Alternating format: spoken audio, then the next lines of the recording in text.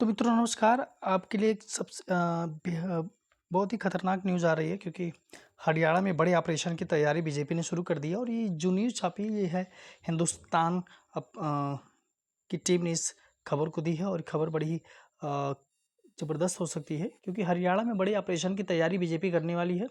BJP जिसमें आधे विधायकों का टिकट काट सकती है, अपने ही विधायकों का आधे से ज़्यादा टिकट काट सकती है क्योंकि हरियाणा चुनाव सामने है और हरियाणा चुनाव से रिलेटेड कुछ खबरें आपके सामने लेकर आए हैं हिंदुस्तान टाइम्स के माध्यम से, हिंदुस्तान के माध्यम से।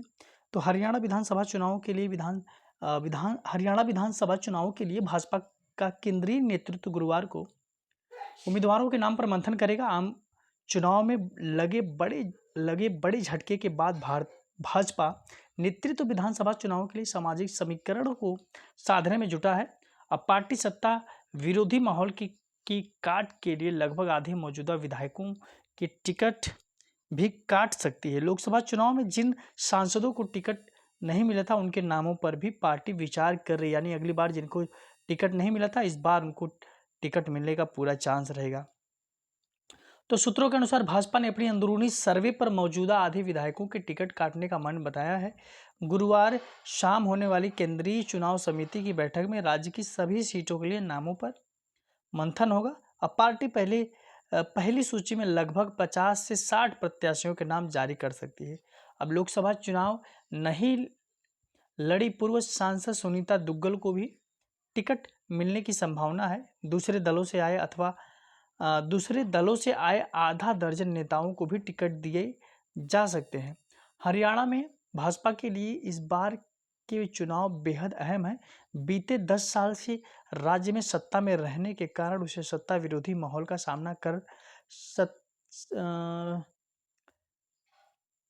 बीते 10 साल से राज्य में सत्ता में रहने के कारण उसे सत्ता विरोधी माहौल का सामना करना पड़ रहा है। साथ ही सामाजिक समीकरणों को साधने का दबाव भी है।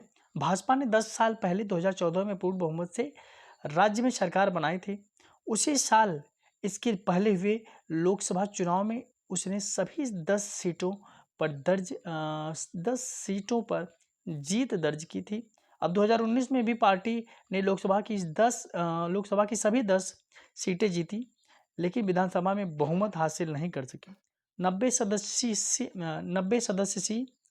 सदस्यीय विधानसभा में उसे 40 सीटें ही मिली और उसमें जजपा 10 और कुछ निर्दलीयों के समर्थन से सरकार बनाई।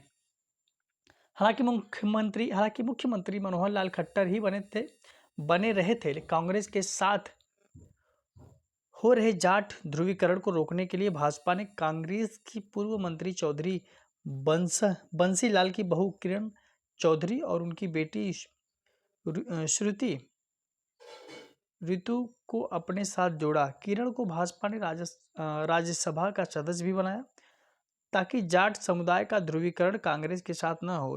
राज्य में भाजपा और कांग्रेस के साथ चुनाव मैदान में उतरी जजपा ने चंद्रशेखर आजाद रावण की पार्टी आजाद समाज पार्टी संग गठबंधन किया। गैर जाट समुदाय को भी साधने की कोशिश है और भाजपा की बीती 2 चुनावों से गैर जाट ध्रुवीकरण की राजनीति रही। अब स्थितियां बदली हैं। लोकसभा चुनाव में ये रणनीति पूरी तरह सफल रही। दलित व अन्य समुदाय ने कांग्रेस का साथ दिया था। ऐसे में भाजपा एक बार जाट समुदाय को साधने के साथ गैर जाट समुदायों को भी साथ बरकरार रखने की कोशिश में है। आम चुनाव के पहले पार्टी ने मनोहर लाल खट्टर की जगह नायब सिंह सैनी को मुख्यमंत्री बनाया और जजपा से भी उसका नाता टूट गया।